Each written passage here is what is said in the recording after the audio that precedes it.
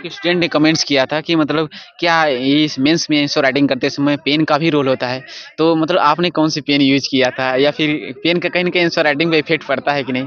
तो आप कौन से पेन यूज़ करते थे? कोई कमेंट्स किया था स्टूडेंट ने? पेन का कहें तो बहुत बड़ा रोल मेरे इस सिलेक्शन में रहा है और जी, पेन सजेस्ट किया था जब मैं आईएएस में टेस्ट दे रहा था, जी, तो वहाँ पे एक टीचर थे शेखर उपाध्याय सर। जी, तो मैंने अपना दिखाया उनको कॉपी, मैंने कहा सर मैं बहुत मेंस और इंटरव्यू दे चुका हूँ, मेरा सिलेक्शन नहीं हो रहा है, मेरी कॉपी देखिए कहाँ कमियाँ हैं। जी, तो उसी दौरान उन्होंने अपने जेब से एक पेन निकाला जी, और पायलट की V7 आती है, जी, 0.7 ऐसे करके कुछ। जी, तो उन्होंने कहा आप इससे लिख कर देखिए, तो मैं एक पेज उस पेन से लिखा, तो जी, राइटिंग काफ़ी उभरी-उभरी अच्छी लग रही थी। तो उन्होंने जी, बताया कि देखिए ये मोटी चलती है, इसकी नीब मोटी होती है, हुँ, हुँ, पेज भरना ईज़ी होता है जी, और अक्षर भी बड़े-बड़े बनते हैं, उभर के आते हैं, एकदम दिखते हैं। जी, तो आप कह सकते हैं कि पेन का काफ़ी रोल रहा है मेरे सिलेक्शन में और जी, इसके लिए मैं पूरा जो इसका क्रेडिट होती है, जी, मैं शेखर उपाध्याय सर को देना जी, चाहूँगा। Okay sir. और सर जैसे मेंस के आंसर राइटिंग करते समय जो पेपर लगातार होते हैं ना जीएस 1 फिर 2-3 घंटे बाद दो जीएस 2 होता है। मतलब 3-4 दिन लगातार पेपर चलते रहते हैं सर। लेकिन बीच में जो गैप होता है 2 पेपर के बीच में काफ़ी कम समय मिलता है। तो उसमें वो बहुत ज़्यादा प्रेशर रहता है मतलब कैसे चीज़ों को याद करें। तो उस समय सर कैसे आप उस चीज़ों को हैंडल करते हैं?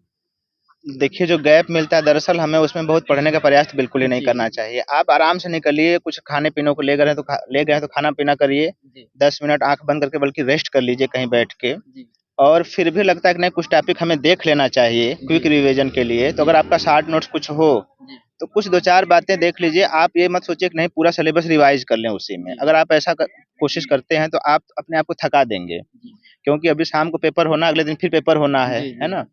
तो कोशिश करिए, अपने पे भरोसा रखिए कि मैंने पढ़ा है तो चीज़ें मैं रिकॉल कर जी। पाऊँगा। तो आप इतना भरोसा वैसे रखिए। सर कुछ कीज पॉइंट में शॉर्ट नोट्स भी बनाना चाहिए, बनाते थे आप? निश्चित रूप से की पॉइंट आपके पास होना चाहिए, लगभग हर टॉपिक पे होना चाहिए जी, और बार-बार उसका रिवीजन करें। अगर रिवीजन आपने कर रखा है तो काफ़ी कुछ आप उस गैप में देख सकते हैं। जी, हालाँकि आपको चीज़ें याद रहती हैं, आप रिकॉल भी कर ले जाएँगे, पर जी, आप बहुत ज़्यादा पढ़ने की कोशिश ना करें गैप में। जी, जो बहुत लगता है कि नहीं कन्फ्यूजन हो रहा है कहीं, उसको देख लीजिए।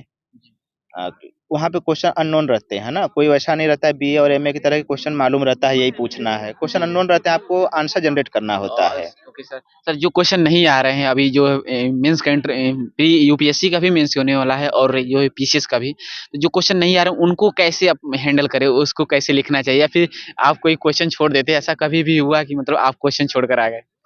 हाँ, मुझसे मेंस में कई बार क्वेश्चन छूटे हैं, लेकिन क्वेश्चन छूटना एक तरीके से सुसाइड करने के बराबर होता है, मेरा मानना है। जी, आपको क्वेश्चन अगर नहीं आ रहा है, आपने इतना कुछ पढ़ रखा है, आप जी, क्वेश्चन को बड़े ध्यान से पढ़िए, कुछ तो कीवर्ड होगा उसमें, जी, आप उसको तोड़िए, ब्रेक करिए जी, क्वेश्चन जी, को।